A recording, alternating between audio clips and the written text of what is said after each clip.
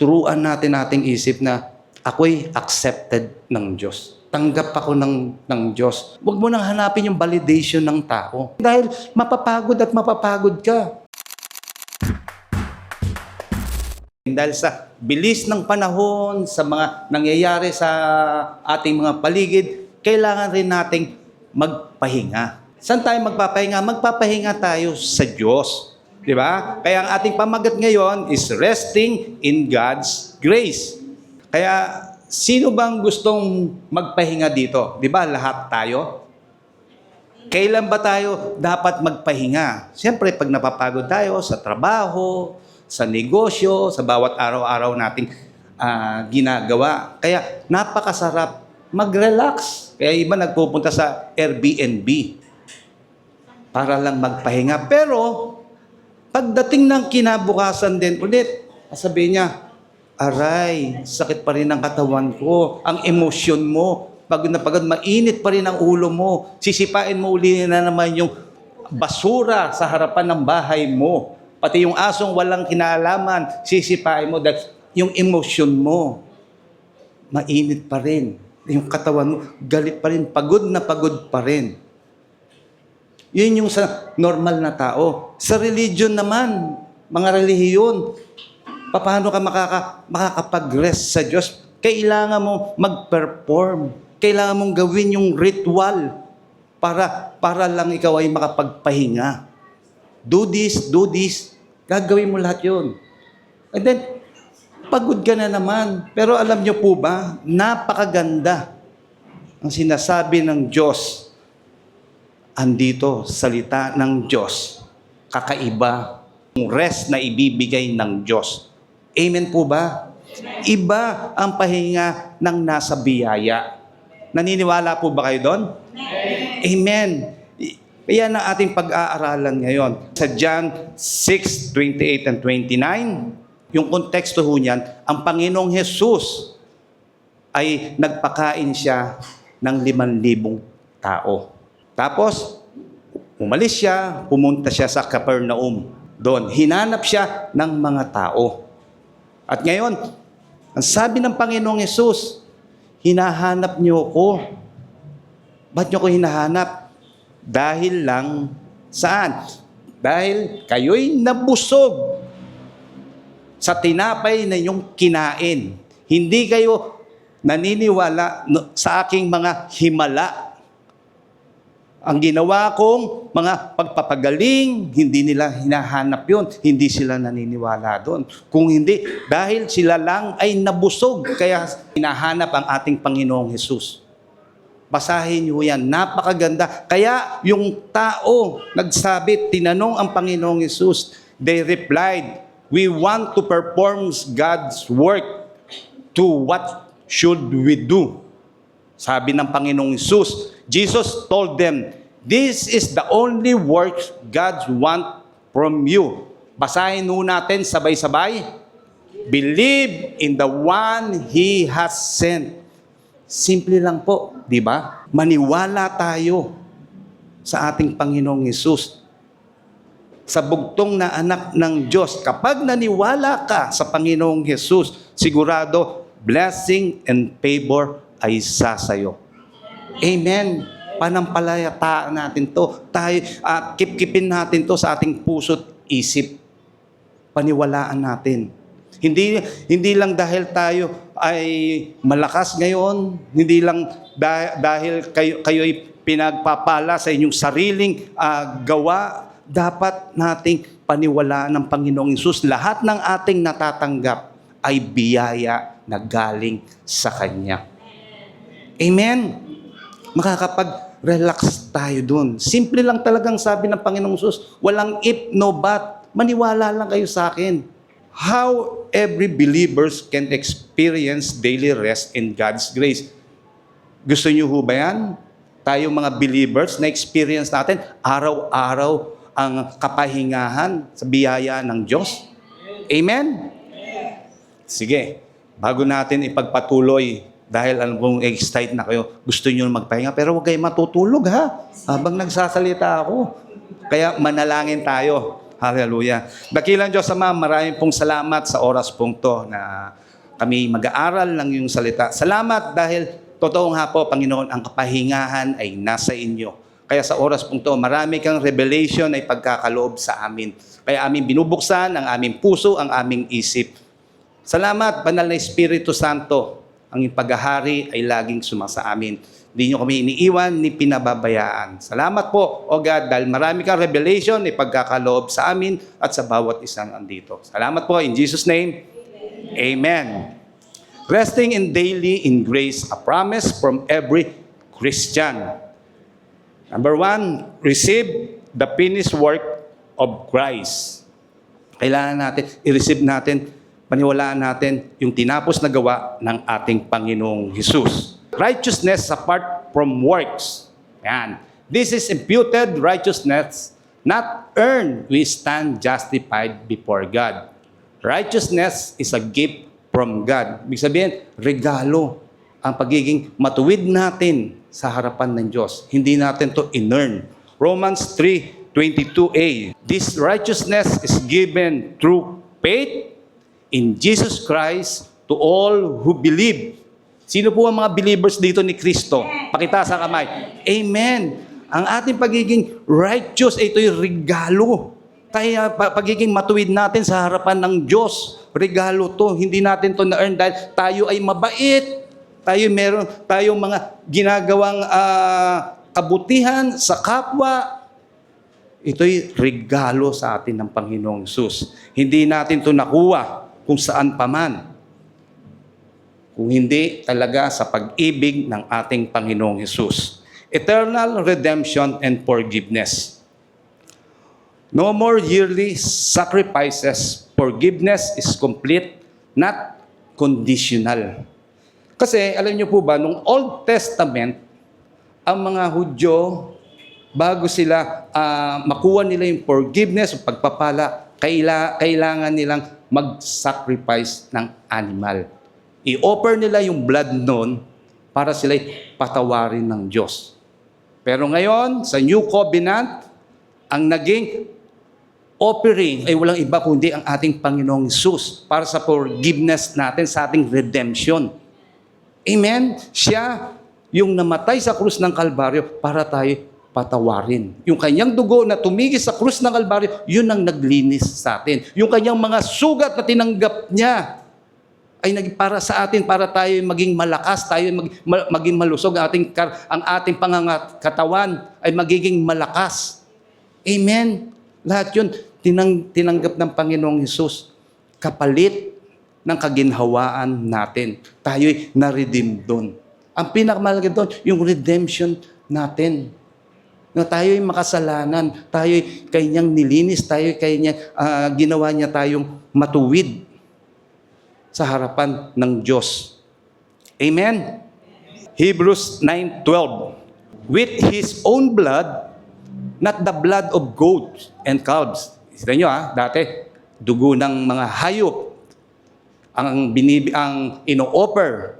Pero dahil nga sa own blood ng ating Panginoong Hesus, yun ang nagbigay sa atin ng kapatawaran, yung kanyang dugo. He entered the most holy place once for all time and secured our redemption forever. Napakaganda. Talagang secured na secured tayo forever. Kaya may forever. Secure ang ating kaligtasan.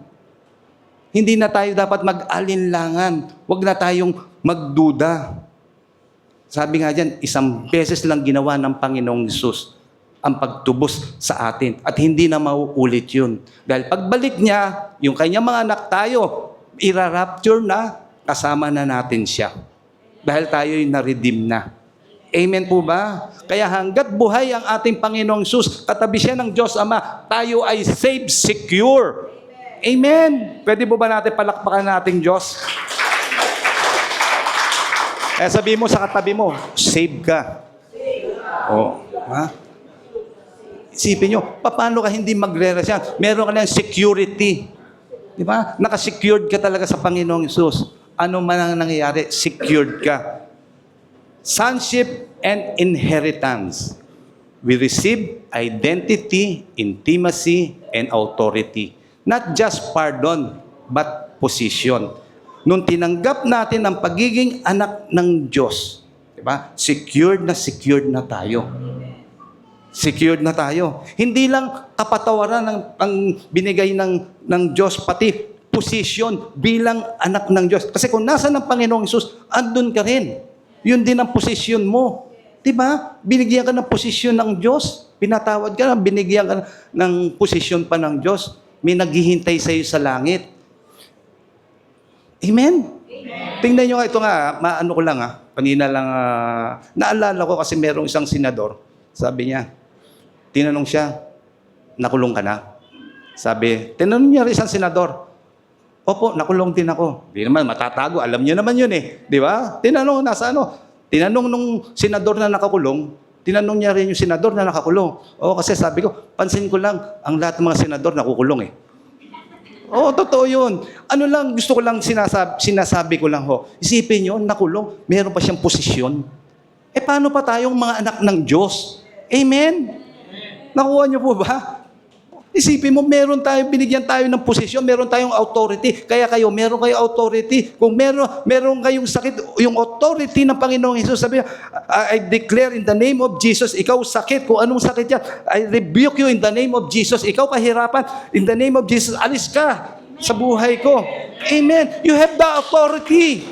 Yan ang lagi niyong kailangan we stand in the word of our Lord Jesus Christ kasi pangako niya yun.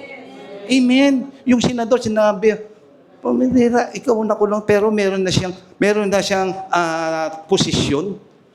Isipin nyo, Kaya ang ginagawa ng mga Pilipino, kamot lang sila. Pero tayo ngayon, sinasabi ko lang dito, kayong mga believers, meron kayong authority, meron kayong posisyon, gamitin nyo yan. Abusuhin nyo si Satanas. Abusado ka, di ba? I-rebuke nyo lang, i-rebuke lahat ng hindi maganda dahil ang gusto ng Diyos sa buhay nyo ay lahat pagpapala, maganda at pabor. Amen? Yun ang gusto ng Diyos. Galatians 4:7. Basahin natin. Ngunit, nang sumapit ang tamang panahon, isinugo ng Diyos ang kanyang anak na isinilang ng isang babae at namuhay sa ilalim ng kautusan upang palayain ang mga nasa ilalim ng kautusan. Sa gayoy, tayo'y may tuturing ng mga anak ng Diyos. Anak na tayo ng Diyos, ating tanggapin ang ating Panginoong Hesus. Next verse. At dahil kayo'y mga anak ng Diyos, sinugo niya ang Espiritu ng kanyang anak sa ating mga puso na tumatawag sa Diyos na Ama ko, Ama ko. Ginawa na kayo ng Diyos na mga anak, hindi na mga alipin. At kung kayo'y mga tagapagmana niya. Amen. Inheritance, meron pa kayong mamanahin sa ating Diyos. Kaya doon sa langit, meron nang nakaabang sa ating mansyon.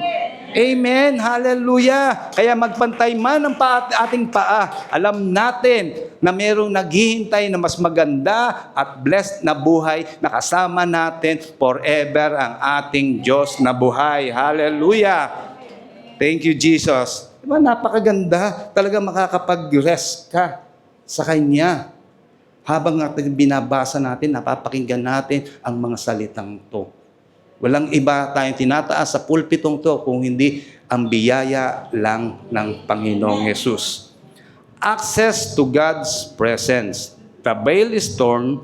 We don't visit God. We dwell with Him. Sabihin, ang ating Panginoong Hesus, nung sinabi niya, peace! Tinapos na ng Panginoong Hesus sa krus ng Kalbaryo, napunit yung kortina, simula taas hanggang pababa, na wala na yung harang. Kaya ikaw makaka-access ka na sa Diyos Ama. Makakapanalangin ka na. Lord, salamat dahil naririnig mo ang aking panalangin. Hindi katulad ng Old Testament, kailangan mo nila mag-offer, kailangan mo na nila pumunta dun sa tabernacle para sila'y manalangin. Pero ngayon tayo, napunit na yung hati sa templo. Tayo ngayon makaka-access na tayo. meron na kayong access. Para bang sa NLEX or sa SLEX, di ba, kailangan meron kayong RFID para maka-access kayo. Pero kailangan may load. Pag walang load, di kayo makapasok. Pero yun lang sinasabi para makita nyo ang access natin ngayon. Salamat sa Panginoong Jesus dahil sa biyaya niya, tayo nakakatawag ng Abba Father. Kaya ang presensya niya talaga ay laging suma sa atin. Hebrews 10:19 hanggang 20. And so, dear brothers, now we may walk right into the very holy of holies where God is because of the blood of Jesus. Yan ang linis natin, ang blood ng ating Panginoong Jesus.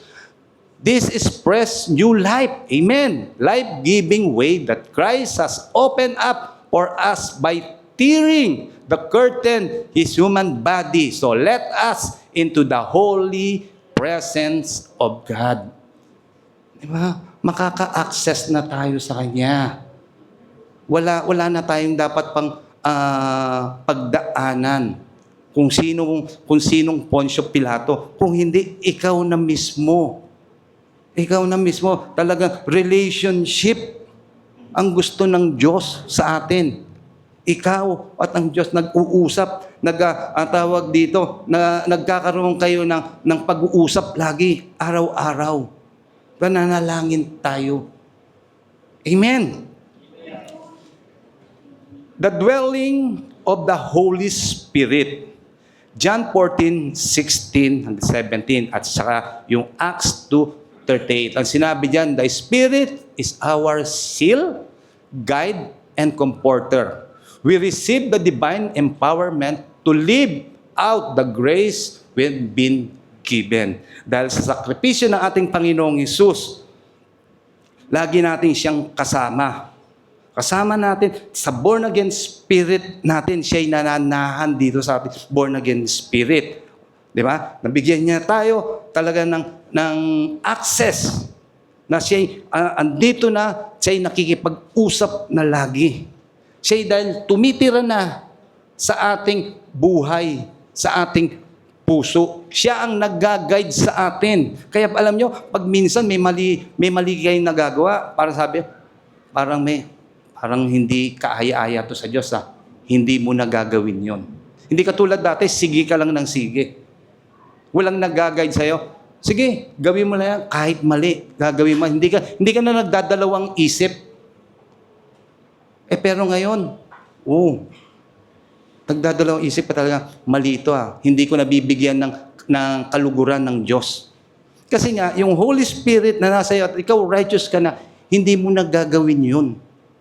Yung mga hindi ka aya-aya sa Diyos. Hindi ka na matutuwa. Di ba? Sa mga mga maling gawi. Hindi ka na sanay. Kaya ngayon nga, alam ko, hindi na kayo nagsasalita ng puto kutsinta. Puto seko. Kinakain nyo na lang yun. Di ba? Sasabihin, kakainin ko na lang. Yun lang naman yun Kasi nga, dahil ang Holy Spirit at pagiging righteous natin ay nasa born-again spirit na natin. Na nakatira sa ating born-again spirit. John 14:16 hanggang 17. And I will ask the Father, and He will give you another advocate to help you and with you forever. The Spirit of truth. Sipin nyo, Spirit of truth ang pinagkalob sa atin ng Diyos. The world cannot accept Him because it neither sees Him nor knows Him. But you know Him, for He lives with you and will be in you. Nasa atin.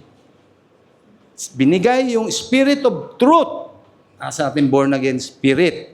Kaya lagi gusto natin ang katotohanan. Hindi nyo na hinahanap ang katotohanan. Kung hindi, ikaw na mismo ang gumagawa ng katotohanan sa buhay mo. Hindi ka na nagsisinungaling. Huwag mo tingnan yung katabi mo. Huwag mong tingnan. Kasi hindi mo na nature yun Hindi mo na nature magsinungaling. Yung truth, yung spirit na nasa iyo, sinasabi mo lagi ang katotohanan.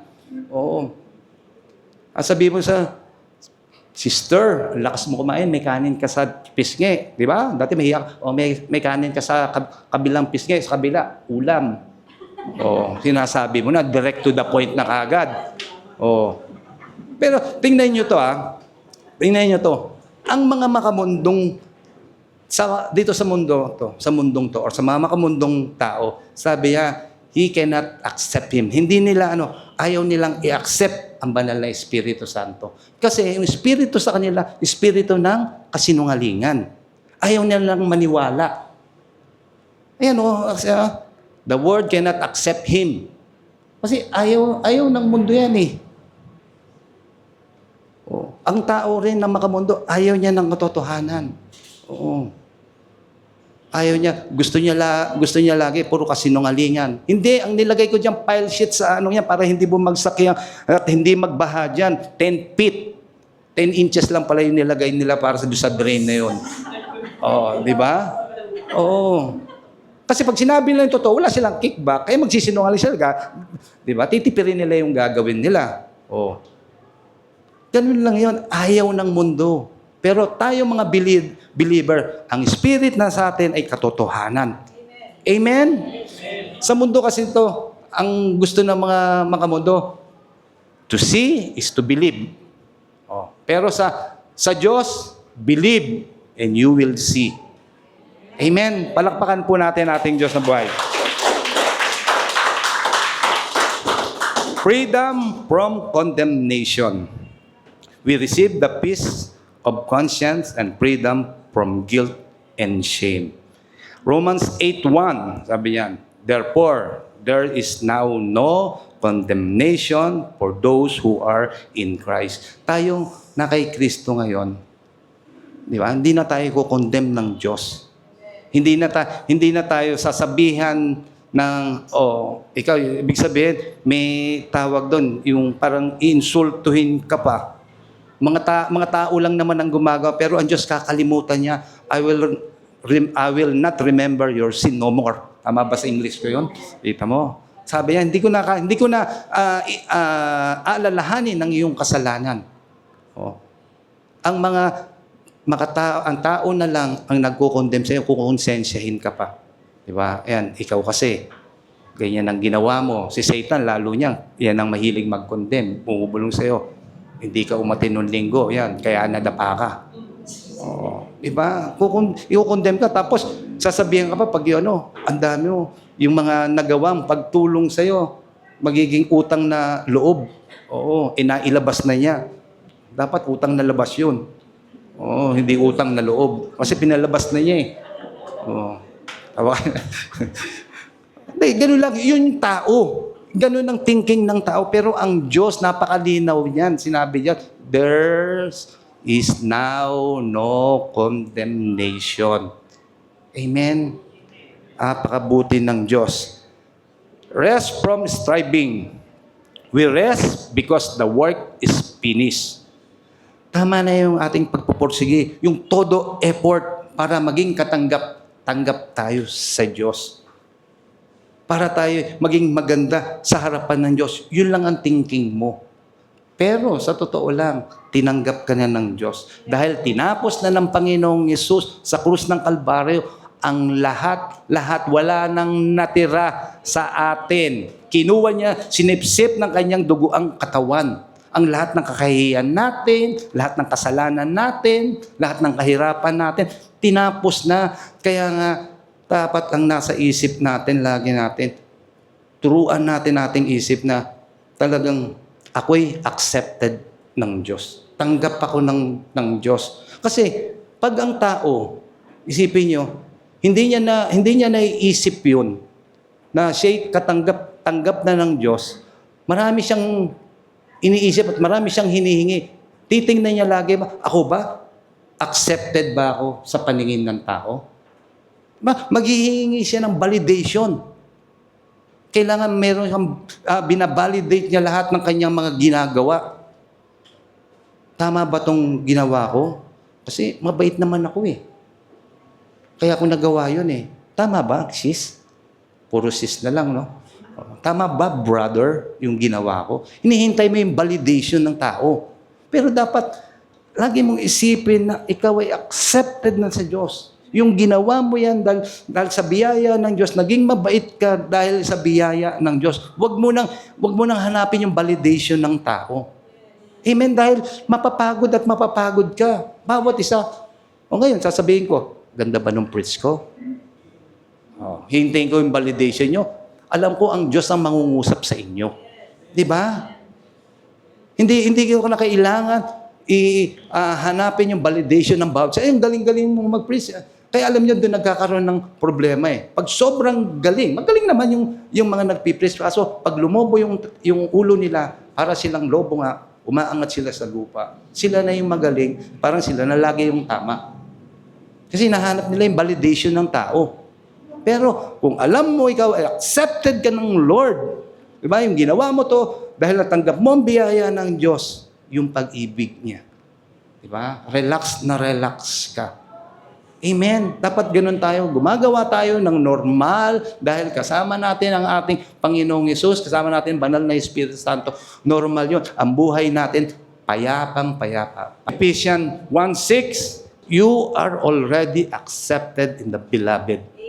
Amen. To the praise of the glory of His grace, by which He made us accepted in the beloved. Amen. Sabihin mo sa sarili mo, I am accepted by Jesus. Amen. Yan ang nagiging pundasyon natin, nagiging kalakasan natin. Dahil alam mo, ang ginagawa mo, ito ay biyaya ng Diyos. Dahil ako'y inaccept ng Panginoong Hesus na kahit ako'y dating marumi, ako'y dating makasalanan, nilinis niya ako, kaya I am accepted. Diba? Huwag niyo hintayin ang validation ng tao. Mapapagod kayo. Amen. Hebrew 4:10, for anyone who enters God's rest also rests from their works. Ganyo, ang sino man kakamit ng kapahingahan sa Diyos, makakamit niya ang kapahingahan rin. Ang Diyos din na magbibigay sa iyo. Sabi nga, di ba, if you works, God will rest. Sige, gawa ka lang. Lahat ng talino mo, buhos mo, todo. Pati patot pa ng gulo. Todo mo na. Lahat ng matalino, todo mo na. Pero mapapagod ka. Pero, pag pinagkaloob mo sa Diyos, yung sa Kanya, siya ang gagawa. Sabihin niyan, ang Diyos, siya ang gagawa, ikaw magpapahinga ka. Hayaan mo ang Diyos, kumilos sa buhay mo, siya yung gagawa. Kung kailangan mo ng contact, siya ang magpapadala ng mga taong gagamitin para maibsan ang iyong problema. Merong tatapik sa iyo para ang iyong emotion at magsasabi sa iyo, magko-comfort sa iyo, magpapadala siya ng tao. Di ba? If you work, God will rest. But if you rest, God will work for you. Amen. Ganun lang yun. Ganun lang kasimple. Kasi ang Diyos, simple nga lang. Kaya kanina sinabi ko, di ba? Simple lang naman ang Diyos. Kahit ang salvation, simple pero hindi siya cheap. Simpleng-simple lang siya. Pero hindi siya cheap dahil binayaran ng Panginoong Hesus ng dugo, ang kanyang buhay, ang ating kaligtasan. Amen. Number 2, experience daily rest in God's grace. Number 2, enjoying God's unconditional love. Ito babasahin ko, yung verse na to, basahin natin. Imaginein natin, sa ating isip, yung verse na to, basahin natin taimtim, kung ganong pag-ibig ng Diyos sa atin. 1 John 3:1a. Masdan ninyo kung gaano kalaki ang pag-ibig na ibinigay sa atin ng Ama. Sipin nyo, laki ng binigay ng pag-ibig. Upang tayo'y tawaging mga anak ng Diyos at tayo nga'y kanyang mga anak. Sipin nyo kung gaano kalaki ang pag-ibig ng Diyos. Tayo ginawa niyang kanyang anak. Ephesians 3:17b. Yan. I pray that you being rooted, sipin nyo, rooted and established. Ibig sabihin, hindi talagang rooted dahil hindi tayo na-shake in love dahil sa pag-ibig ng Diyos. Rooted kayo, kung sa maganda yung pundasyon, may have power together with all the Lord's holy people, that's grasp how wide and long and high and deep is the love of Christ. Amen. Isipin nyo, hallelujah, thank you. Habang pinag-aaralan ko, Lord, thank you sa pag-ibig mo. Gaano kalaki, gaano kalalim. Di ba, isipin nyo yung pag-ibig. Imagine nyo ang pag-ibig niya na pinagkaloob niya sa atin. Ganon.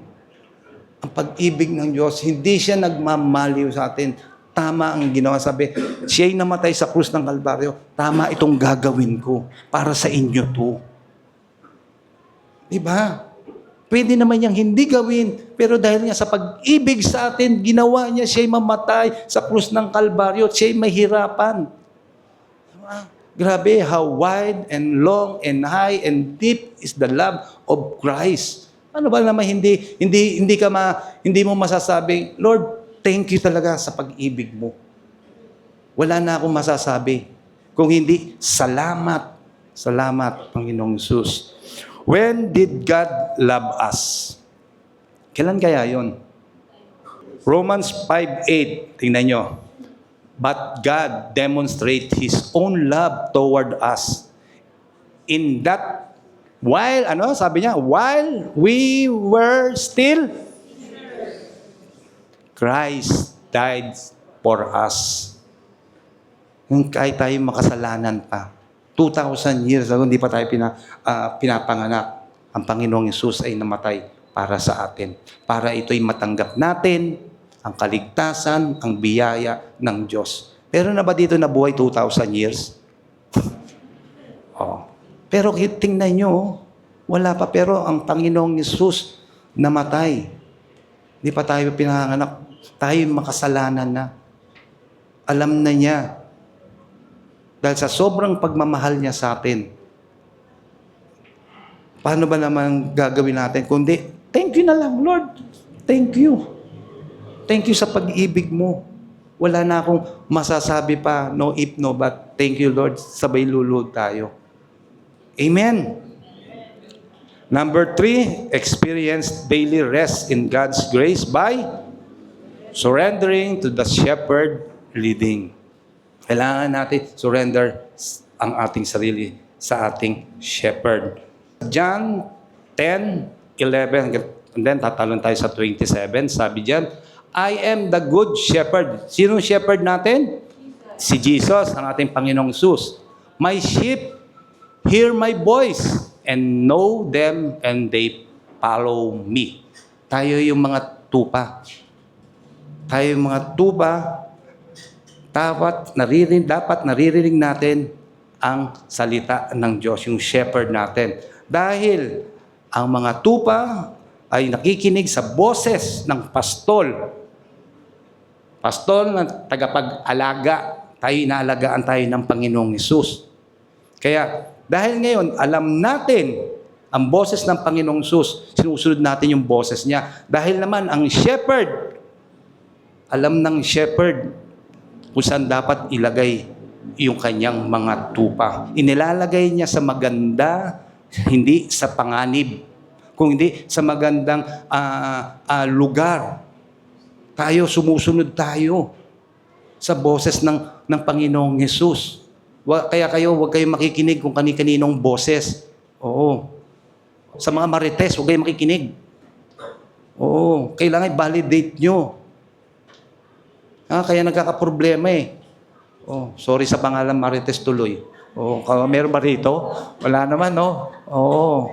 Wala naman. Buti na lang. Oh. Huwag kayong makikinig doon. Kailangan ang boses ng Panginoong Hesus ang ating naririnig. Dahil nasa atin ang born again spirit natin, ang spirito ng Diyos.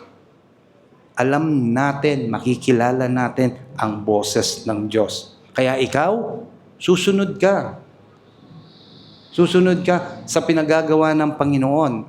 Ito, huwag ka dyan pupunta, brother, sa patay sindi. Oo, ang dami dyan, mga yung Ewan ko. Oh, wag kang pupunta doon. Di ba? Pag sinabi doon, yun, wag mong gagawin. Makikinig ka sa boses ng ating shepherd. Amen. Psalm 23 verse 1 and 3. The Lord is my shepherd. I shall not want. Basahin nga po natin sabay-sabay. Pwede po ba? Amen. The Lord is my shepherd.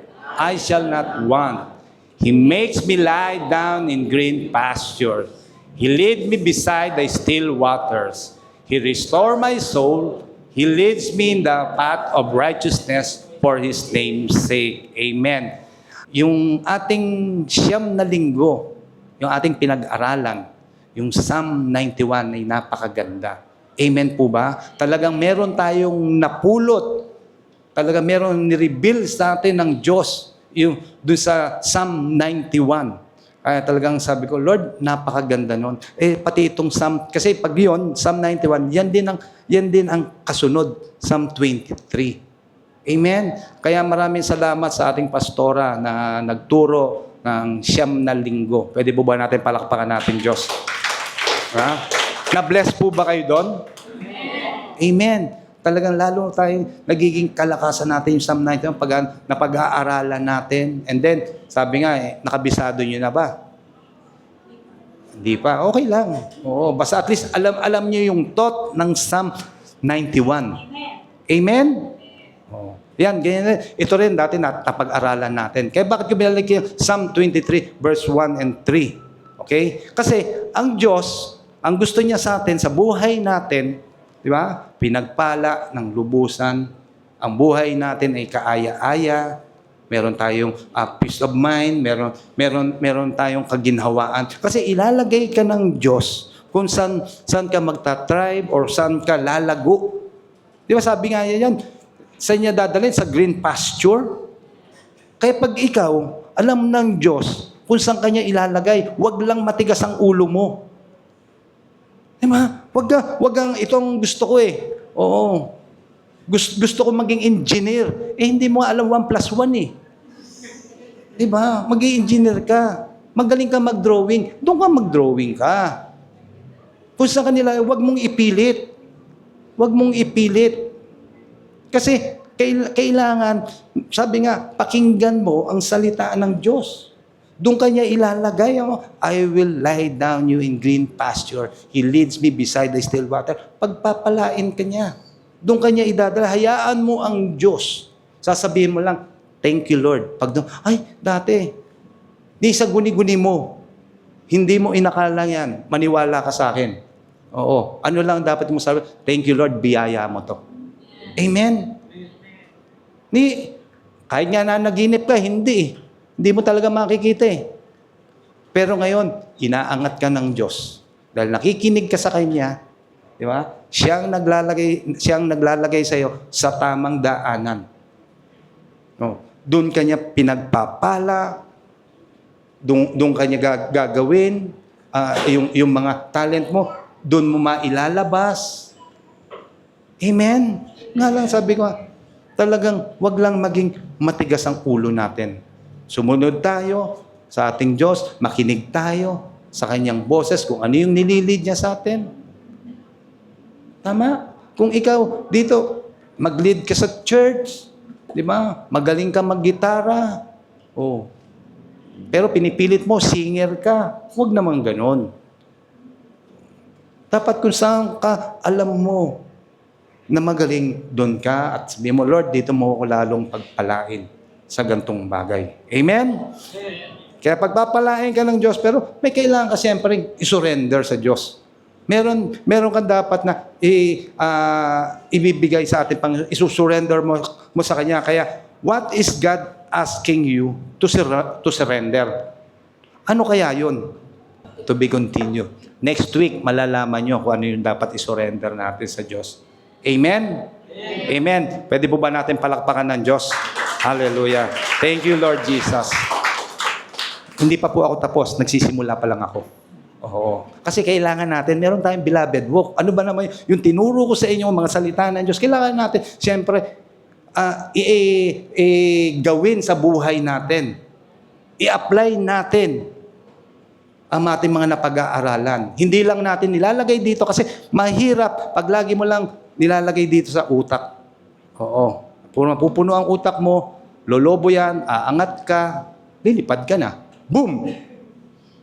Oh. Di ba? Nagiging mayabang ka na. Kaya ito dapat natin, beloved, walk. Number 1, declare your identity daily. Speak life over yourself. I am righteous, redeemed, and resting in Christ's victory. Lagi kang magsalita sa sarili mo, sa buhay mo, sa pamilya mo, ng mga gandang bagay. Sabihin mo lagi, Lord, alam ko, matuwid ako. Ako'y banal sa harapan mo. Ha? Lagi mong sasabihin, I am the righteousness of God in Christ. Palagi mo akong pinapaboran, Diyos. Kaya dapat paggising natin palang sa umaga, tayo nagpapasalamat na sa Lord, thank you po. We speak life sa buhay natin. Hindi katulad nung dati, di ba? Pagpasok pa lang, Lunes na naman, papasok ako. Oo. Di wag kang pumasok. Martes na naman. Oo. Di ba ganoon? Paulit-ulit. Huwag ka ulit pumasok ng Martes. Miyerkules na naman. Ano ba tong buhay na to? Huwag ka ulit pumasok. Hanggang sa isang linggo. Pagdating ng sahod, ako, wala akong sinahod. Ako, wala ka naman pinasok, wala kang pinagtrabahuhan. Kaya dapat yan, speak life. Lord, salamat, Lunes na naman. May enjoy ko ang aking pagtatrabaho. Oo, sa'yo galing tong lakas ko. Sa'yo galing tong wisdom ko. You speak life sa buhay mo. Kaya minsan, lay hands mo, sarili mo, ganun. Lord, salamat. Oo. Huwag mo naman sampalin. Ganun lang, lay hands lang. Lay hands mo, Lord, salamat. Oo, salamat sa negosyong to. Alam ko, pinagpala mo itong umagang to. Huwag nyo nang lalagyan ng pera-pera, ginagano, pagtindahan nyo. Oo, wag. Ganun lang, simple lang. Oh, Lord, pinagpala mo na itong tindahan ko. Alam ko, maraming bibili ngayon, marami. Diba? Ang sinasabi ko lang, lagi speak life. Number 2, stop striving to earn God's approval. Let go of religious performance and self-effort. Being each day with the mindset, I'm already accepted in the beloved. Laging tatandaan, you are victorious because of Lord Jesus Christ. Sa umaga pang to, Lord, thank you, I'm victorious. Oh, lahat ng gagawin ko, pinagpala mo na, katagumpayan na, Lord. Salamat dahil kasama kita. This is the day that the Lord has made. I will be glad in it. Sabihin natin yun. Salita ng Diyos kasi yun eh. Alam nyo, pag ako nga natatraffic, grabe.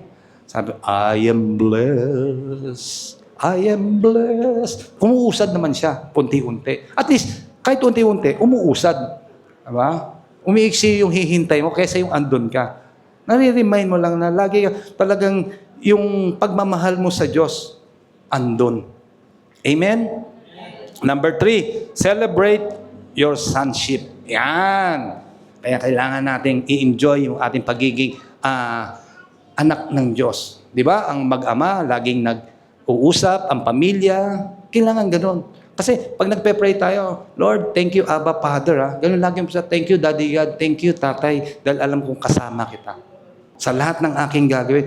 Yung feel mo talagang andito siya, nasa iyo, nasa born again spirit mo. Ang sarap nun. Lalo na ang Diyos, talagang siya rin, napapangiti niyo siya. Kasi kinakausap niya siya eh. Nabibigyan mo siya ng panahon, yung mind mo, nagkakaroon ng peace of mind. Talaga hindi na, kahit anong kagulo-gulo ng mundo, dahil alam mo, kausap mo si Daddy God, siya ang laging bibigay sa iyo ng kapayapaan, kagalakan sa buhay ito. Lagi mo siyang pasalamatan. Ano mang blessing, maliit, malaki, how long, how wide, di ba? Ang blessing mo, pasalamatan mo siya. Turuan natin ang ating puso maging mapagpasalamat. O kahit yung, kailan kayo huli nagsabi dun sa guard na nagbukas ng pinto sa inyo? Oh, di ba? Ako nagsasabi ko, thank you. Oh. Doon nga sa isang sa fast food, di ba? Pupunta lang kayo sa comfort room. Oh. Tapos alis na kayo. Ginamit nyo. Kaya pag thank youhan nyo naman yung guard doon. Thank you, guard. Oh. Sinasabi ko kasi nagiging ang puso nyo, natuturuan nyo, nagiging mapagpasalamat. Maliit o malaki. Nagiging normal sa inyo. Thank you, Lord, nabibigyan ko siya. Kasi pag sinabi nyo sa isang tao yung pasasalamat nyo, isipin nyo, nagiging encouragement din sa kanila. Yun ang dapat nating iniisip. Kaya dapat tayo maging mapagpasalamat. Amen. Rest in your word. Your value isn't based on what you do, but who you are in Christ. Practice silence and solitude, not to get closer to God, but enjoy being with Him. Lagi mong isipin na ikaw ay mahalaga sa Diyos. Amen? May value ka sa Diyos. May value ka sa Diyos. Hindi tao lang ang nag-iisip ng kung ano-ano. Ay, ito, wala tong kwentang taong to. Wala na yan. Hindi na magbabago yan. Oh, pero sa Diyos, pag tinanggap mo siya bilang Panginoon at tagapagligtas, valuable ka sa Kanya. Talagang mahal na mahal ka ng Diyos. Tama? Nakita niyo to? 1,000. Akin to, ha? Oo. Yan. Kita nyo? Hindi, akin pa rin to. Ha? Akin pa rin yun. Tinapakan ko. Nilukot ko. Pero hindi siya nalulukot eh. Di ba? Oo. Buo pa rin. Oo. Pero tanong ko, kahit lukot siya o tatapakan ko siya, naging marumi, ang value ba niya nawawala? Nawawala? Di ba hindi? Ganon din tayo. Minsan, tayo'y dudumihan, natatalamsikan ng pagkakamali, ng kasalanan ng ibang tao. Di ba? Pero ang value natin sa harapan ng Diyos, same pa rin. Mahal na mahal tayo ng Diyos. Amen? Alam ko, nasa mundo tayo. Nasa mundo tayo dito. Talagang, dahil ang mundo'y makasalanan, natatalamsikan ka. Oo, pero yung value mo sa Diyos, ganun pa rin. Sino may gusto ng 1,000? Okay. Magtrabaho kayo. Di ba? Akin to. Okay? Magtrabaho kayo. O, yun. Ibig sinabi ko lang, yung value nyo, again, dahil kung kayo alam nyo yung value nyo sa Diyos, anong gagawin mo? Dahil you are getting closer sa Diyos. Diba? Kailangan mo mag-set ng time para manalangin, ma-enjoy mo yung presence niya. Lord, salamat. Salamat sa iyo. Tapos nakikinig ka ng music, yung background mo, yung worship, nakakapagsalita ka, sinasabi mo sa Kanya yung mga kagandahan na pinagkaloob sa iyo ng Diyos. Kung di mo, kung mayroon kang problema, sinasabi mo rin sa Kanya. Oh. Kung ikaw ay naluluha, papahiran ng Diyos ang iyong luha, bibigyan kanya ng kagalakan, bibigyan kanyang kapayapaan. Kasi dapat meron tayong time, get closer or solitude. Diba?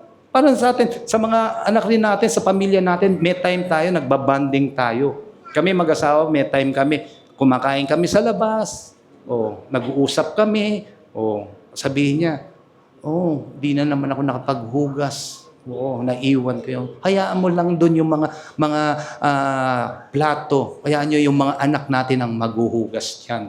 Di ba? Siyempre, pagbalik namin, andun pa rin. Tawa sila, Kasi ganun din sa inyo, no? Pero sinasabi ko lang, yung solitude, meron kayo dapat talagang time sa Diyos. Kayo ang makakapagsabi niyan. Kung anong oras, kung hapon, umaga, kayo makakapagsabi niyan. Basta kailangan lang natin yung time at alam natin yung worth natin sa Panginoong Jesus ay talagang napakahalaga. Talagang mahal na mahal tayo ng Diyos. Sabi mo, mahal na mahal ako ng Diyos. Number 5, love others without fear. When you know you are loved unconditionally, you can love others without needing to be perfect. Forgive freely, serve joyfully, and speak kindly, even when it's hard. Mahirap na talagang yung nagkasala sa'yo para patawarin mo. Merong sabi ng Panginoong Jesus, merong commandment siyang sinabi dun sa Matthew 22, 37 hanggang 40. Sabi ng Panginoong Jesus, Ibigin mo ang Diyos ng buong puso, buong isip at kaluluwa. Tapos noon, sabi niya, ganun din, mahalin mo ang iyong kapwa katulad ng pagmamahal mo sa iyong sarili. Isipin mo yung mga kaaway mo, mamahalin mo. Mahirap talaga yun. Pero dapat nating isipin na una tayong minahal ng Diyos. Nang tayo pa'y makasalanan. Kanina sinasabi ko kayo sa imagine ninyo ang pagmamahal ng Diyos sa atin. Kaya ngayon, may enjoy mo na rin siya. Okay lang. Kahit sinabi, yung mga nagawang pagkakamali, sabi mo, pinapatawad na kita. Mag-sorry ka. Kung ikaw naman, mag-sorry ka. Kasi, ang Diyos, ang unang nagmahal sa atin, wala sa ating sinusumbat. Tao lang ang nagsusumbat. Sa totoo lang. Hindi ka nasusumbatan ng Diyos sa mga nagawa mong kamalian. Pinatawad ka na ng Diyos. Kaya, again, alam ko mahirap, pero dapat nating gawin. Bakit? Nagbubunga kasi yan eh. Yung pag-ibig na yan. Pag nasa iyo yung pag-ibig na yan, lalabas at lalabas yan. Pag ikaw naman, pinatawad mo na, huwag mo naman sumbatan na. Kaya mo, release na. Release me. Diba? Kalimutan na lahat. Zero. Kung paano sinabi ng Diyos, hindi ko na aalalahanin ang inyong kasalanan. Tandaan nyo yun. Pag nagkapatawaran na kayo, ganun na dapat.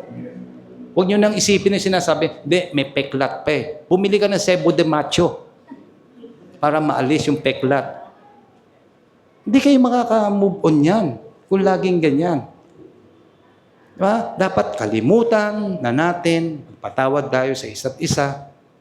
Kung mayroong mga pagkakamali. Kasi magiging joyful lang yung buhay. Sa trabaho mo, may enjoy mo yun. Sa mga kaibigan mo, sa pamilya mo. Kasi nga, di ba, dahil ang pag-ibig ang naghahari sa'yo. Amen? Huwag nating sirain ang ating buhay sa pamamagitan lang ng galit. Kundi dapat sa pag-ibig ng Panginoong Hesus. Sa pag-ibig na pinakita niya sa krus ng Kalbaryo, kaya tayo andito, we are forgiven. Amen? Tayo kanya ng pinatawad. Amen po ba? Kaya ngayon, ang ating beloved thought, basahin natin sabay-sabay. In Christ's victory, I find rest. In His love, I find peace. Amen. Hallelujah. Pwede po ba tayong palakpakan natin, Diyos, at tayo manalangin? Thank you, Jesus. Sige po. Manalangin po tayo. At bagong manalangin, kung meron man dito, bago at nakikinig sa podcast, kung ikay bago at napakinggan mo tong mensaheng to, bibigyan ka ng Diyos ng kapayapaan. Kailangan mo lamang siyang tanggapin bilang Panginoon at tagapagligtas ng buhay mo. Pagkakaloob niya ang tunay na kapayapaan sa buhay mo. Kahit sa mundong to ay batbat ng kaguluhan, batbat ng problema, pero ang Diyos ang magbibigay sa iyo ng tunay na kapayapaan ng buhay. Sundan mo lang ako sa maiksing panalangin. Panginoong Hesus, maraming salamat po na ikaw ay namatay sa krus ng Kalbaryo, alang-alang para sa akin. Sa oras pong to, tinatanggap kita na aking Panginoon at tagapagligtas.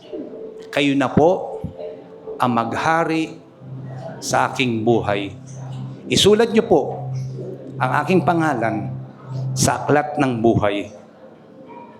In the name of Jesus, Amen, Amen. Hallelujah.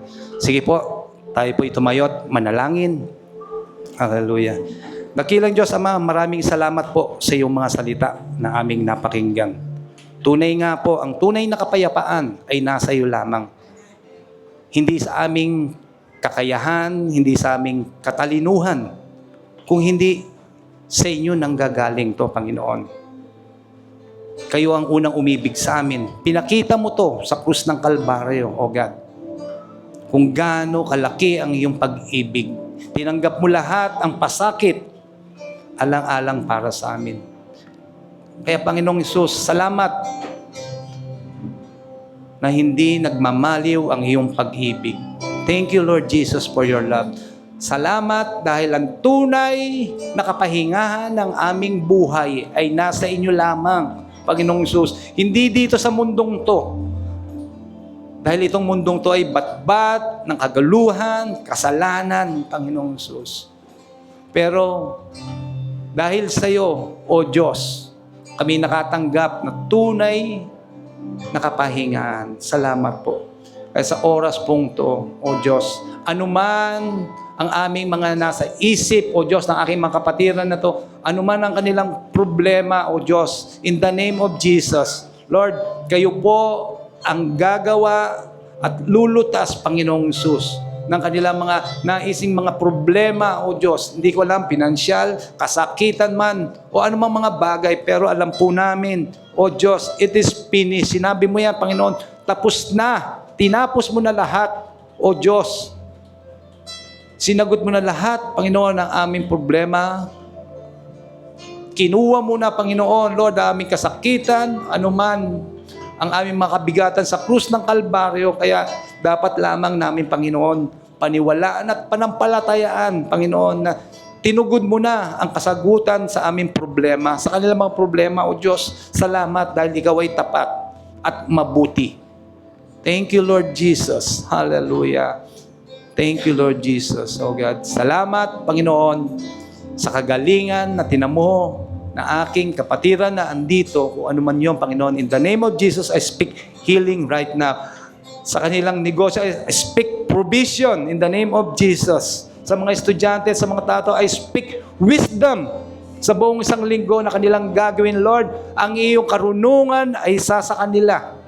Bibigyan mo sila, Panginoon, ng katalinuhan, ng higit sa lahat, Panginoon Diyos, na hindi man lang nila maiisip, Panginoon, na ikaw ang nagbigay sa kanila, ikaw ang nagbigay ng wisdom sa kanila, O Diyos, sa lahat ng kanilang gagawin. Ano man ang kanilang hawakan, ano man ang kanilang tapakan, ay yun ang pinagpala. Thank you, Lord Jesus, dahil ito ang nais mo sa iyong mga anak. Mapagtagumpay, Panginoon, sa buhay na ito. Makita, magningning, na ang buhay ng isang mananampalataya ay punong-puno ng pagpapala, pag-asa, pag-ibig. O Diyos, thank you, Lord Jesus. Thank you, hallelujah. Kaya, again, this week, we declare the victory in our lives. O Jesus, thank you. Salamat sa katagumpayan, Panginoon, Lord, na aming gagawin sa buong isang linggong to. We declare it because you are our God, the pure foundation of our life. Thank you, Jesus. Sa inyo lamang namin, Panginoon, lahat pinibigay ang kapurihan. Wala nang iba, kundi sa iyo lamang, Panginoong Jesus. In the name of Jesus, amen and amen. Hallelujah. Thank you, Jesus. Lahat ng pangako mo sa'kin ay oo. Sa bawat laban, tiyak ang panalo.